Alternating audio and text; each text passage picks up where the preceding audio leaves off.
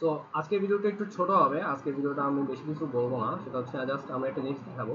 তো পূর্বের ভিডিওতে আমরা যে টেক্সট ফরম্যাটিং এর যেগুলো লিখেছি ওগুলো আছে আমি আপাতত ডিলিট করে দিই। জাস্ট আমার একটা হেডার টেগ থাকলেই হবে। ওকে, এখন আজকের ভিডিওতে আমরা সাইটেশন আর কোটেশন নিয়ে আলোচনা করব। তো আপনি চাইলে একটি প্যারাগ্রাফের মধ্যে আপনার সাইটেশন বা কোটেশন অ্যাড করতে পারেন। সাপোজ আমি আমার প্যারাগ্রাফ যে ট্যাগ ছিল, প্যারাগ্রাফ ট্যাগের মধ্যে সাপোজ দ্বিতীয় লাইনটা কি একটু কোটেশন আকারে দেখাতে চাই। তো কোটেশন আকারে দেখাতে হলে আমাকে জাস্ট কি করতে হবে, সর্বপ্রথম এখানে একটা কিউ ট্যাগ দিব। কিউ ট্যাগটা আমি ক্লোজ করি। দেন আমার কিউ ট্যাগের ভিতরে আমি যেটা লিখবো সেটা হচ্ছে আমার কোটেশন আকারে দেখাবো। আমি এই জায়গাটা কপি নিই, এখানে হচ্ছে আমি পেস্ট করে দিই। ওকে, এটাকে এখন আমার কোটেশন আকারে দেখাবে। আমি যদি এখন জিনিসটাকে রান করি, সরি আমরা যদি রিলোড করি, তাহলে আপনারা দেখতে পাচ্ছেন যে আমার সেকেন্ড লাইনটুকে কোটেশন আকারে দেখাচ্ছে। আমি এখন আমার টেক্সট সাইজটা একটু বাড়িয়ে নিই। এখানে আমি টেক্সট সাইজটা বাড়াই।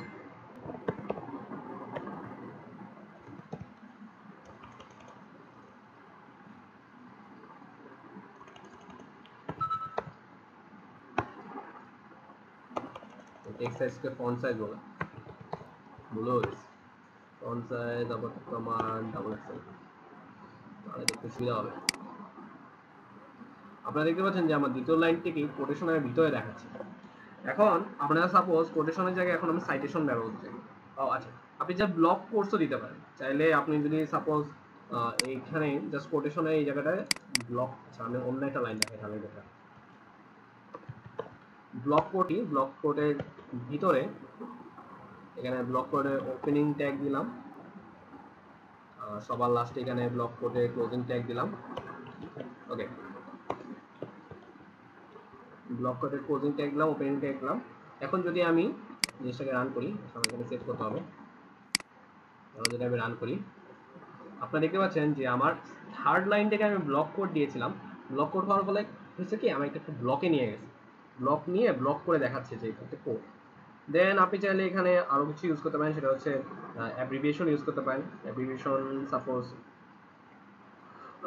অ্যাব্রিভিয়েশনে একটা নাম দিবেন। দেন হচ্ছে আপনার যখন ওইখানে ওটার উপরে আপনার উপরে যখন মাউসে কার্সরটা নেবে তখন হচ্ছে আপনার অ্যাব্রিভিয়েশনের ফুল ফর্ম দেখাবে। সাপোজ আমরা যে দেখি যে ডব্লিউ মানে world wide web, world wide web যখন আপনি ইউজ করবেন তখন হচ্ছে আপনাকে এটা অ্যাব্রিভিয়েশন আকারে দেখাবে আর কি। তো অ্যাব্রিভিয়েশনের জন্য আমরা কীভাবে ইউজ করব, সাপোজ আমরা থার্ড লাইন, আসলে বেটার হয় আমি একটা নতুন লাইন লিখি, কারণ আমার লাইন লেখাটা বেটার। আচ্ছা, প্যারাগ্রাফ ট্যাগের মধ্যে সাপোজ আমি একটা কিছু লিখি, যেমন দি দি তারপর এখানে আমি একটা অ্যাব্রিভি, আচ্ছা দি ধরেন www is used by all. So www হচ্ছে আমার world wide web. So world wide ওয়েবকে আমার এখন অ্যাপ্লিকেশনের ভিতরে লিখতে হবে। সো অ্যাপ্লিকেশনের ভিতরে লেখার জন্য জাস্ট ABBR অ্যাপ্লিকেশন। অ্যাপ্লিকেশনের ভিতরে আমার, আচ্ছা সরি, এখানে অ্যাপ্লিকেশনের এখানে টাইটেল দিতে হবে একটা টাইটেল। টাইটেলের মধ্যে আমি লিখবো যেটা কি লিখতে, যেটা হচ্ছে world wide web. World wide web লিখলাম। দেন হচ্ছে আমাকে এটা ক্লোজিং ট্যাগ দিতে হবে। ক্লোজিং ট্যাগ দিয়ে এখানে হচ্ছে আমার যে জিনিসটাকে আমি অ্যাপ্লিকেট করতে চাই ওটার নাম দিয়ে দেবো। সো আমার এখানে www অ্যাপ্লিকেটের ভিতরে দিয়ে দিলাম। সবার লাস্টে হচ্ছে আমার এখানে একটা বিআর ট্যাগ দিতে হবে, বিআর ট্যাগ নিউ লাইনের জন্য। এখন যদি আমি এটাকে রান করি, আপনারা দেখতে পাচ্ছেন যে the world wide web is use by all. আমি যদি ওয়ার্ল্ড ওয়াইড ওয়েবের মধ্যে কার্সরটা রাখি তাহলে হচ্ছে আমাকে দেখাচ্ছে ওয়ার্ল্ড ওয়াইড ওয়েব, মানে ডব্লিউডব্লিউকে ওয়ার্ল্ড ওয়াইড ওয়েব হিসেবে ধরে নিচ্ছে। দেন আমার কি আছে, HTML এর মধ্যে আপনি চাইলে অ্যাড্রেসও দিতে পারেন। অ্যাড্রেসের মধ্যে অ্যাড্রেস আকারে দিতে পারেন। সো জাস্ট আমি যদি এই লাইনগুলো অফ করে দিই, আপাতত আমার এই লাইনগুলো লাগতেছে না। সো অ্যাড্রেস আমরা কীভাবে দেবো, অ্যাড্রেসটা আমাকে জাস্ট অ্যাড্রেস লিখতে হবে প্যারাগ্রাফের ভিতরে। আচ্ছা, মেন কথা আমাকে এগুলো একটা প্যারাগ্রাফের ভিতরে লিখতে হবে, প্যারাগ্রাফ বা টেক্সট এর ভিতরে লিখতে হবে। আপনি চাইলে এটা হেডারের মধ্যে লিখতে পারবেন না, এগুলো যে হেডারের ভিতরে দেখা যায় আমি একটু দেখে নিই। হ্যাঁ, হেডারের ভিতরে আপনি লিখতে পারবেন, আপনাকে প্যারাগ্রাফের ভিতরে লিখতে হবে। ওকে, আমি এখন অ্যাড্রেসের ক্লোজিং ট্যাগ দেওয়ার সাথে সাথে আমার ক্লোজিং ট্যাগও চলে আসবে। এখানে আমি সাপোজ আমার নাম লিখি সাইফিয়ার, হচ্ছে বিআরডি। বিআর দেওয়ার পরে সাপোজ এখানে আমি লিখলাম ঢাকা বিআর। দেন হচ্ছে আমার স্ট্রিট নাম্বার লিখি, যেটা হচ্ছে 12 রোজ স্কুল রোড। দেন হচ্ছে বিআর দিলাম। আর কিছু লেখা যায়? আচ্ছা, বাংলাদেশ, তো বাংলাদেশে দিয়ে আবার বিয়ার লিখলাম। এখন যদি আমি এটাকে রান করি তাহলে অ্যাড্রেস ট্যাগটা আমার কীভাবে আছে দেখেন। আপনি দেখতে পাচ্ছেন যে আপনি অ্যাড্রেসকে ইটালিক করে লেখাচ্ছে।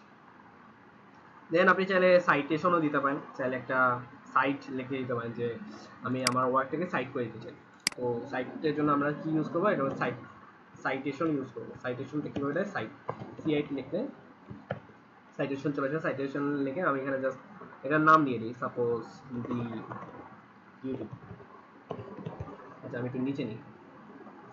আর আমার টেক্সটে, আচ্ছা আমার টেক্সটটা একটু বড় করা উচিত ছিল, আসলে আমি অনেকক্ষণ ধরে লিখতেছি। বাট আচ্ছা, এই জিনিসটাকে আমি একটু পজ করি। আমার টেক্সট আমার আসলে অনেকক্ষণ লাগছে জাস্ট কীভাবে চেঞ্জ করতে হয়। এখানে হচ্ছে একটু সমস্যা আছে, যেটা হচ্ছে আপনাকে ফার্স্টে এডিটরে গিয়ে এনেবল করতে হবে, দেন হচ্ছে আপনার কন্ট্রোল আর কার্সর আপ করলে আপনার টেক্সট সাইজটা বড় হবে। সো সাইটের জন্য আপনি জাস্ট এখানে আমার দি ইউটিউব নামে একটা সাইটেশন দিলাম। দেন সাইটের পরে আমি কিছু আর অন্য কিছু লিখি, suppose this is my youth project, একটা বিয়ার ট্যাগ দিয়ে দিই। ওকে, এছাড়া আপনি চাইলে বাই ডিরেকশনাল ওভাররাইড আছে একটা। বাই ডিরেকশনাল ওভাররাইডকে আপনার লিখতে হয় বিডিও। বিডিও দিলে বাই ডিরেকশনাল ওভাররাইড চলে আসে। এখানে আমি বাই ডিরেকশনাল ওভাররাইডের জন্য ডিআইআর লিখে আমার আর ইএল। আচ্ছা, এই জিনিসটাকে আমার ট্যাগের ভিতরে লিখতে হবে, DIR RTL. So bidirectional override দেখবেন আমি এখানে just this is a message লিখলাম। সবার লাস্টে আমাকে বিয়ার ট্যাগ দিতে হবে, বিয়ার ট্যাগ। এখন আমি জিনিসটাকে রান করি। আবার যে রান করি আপনারা দেখবেন আমার অ্যাড্রেসের নিচে দি ইউটিউবের নিচে আপনি দেখতেছেন দি ইউটিউবের পাশে আমার this is my YouTube project লেখা হচ্ছে। কারণ বাই ডিরেকশনাল ওভাররাইড যখন দিছি তখন হচ্ছে কি আমি যেটা লিখেছি ওটাকে আমার উল্টা করে শো করতেছে। তো আমি লিখেছিলাম দিস ইজ এ মেসেজ, ওই জিনিসটা হয়ে গেছে উল্টা হয়ে গেছে। দেন আরও মোটামুটি একটু কি আমরা আর কোনো আমাদের সাইটেশন আর কোটেশনের পার্ট একটুকুই ছিল। আপনাদের যদি কোনো কোশ্চেন থাকে তাহলে আমাকে কমেন্ট সেকশনে জানাবেন। আজকের জন্য একটুকুই, ধন্যবাদ।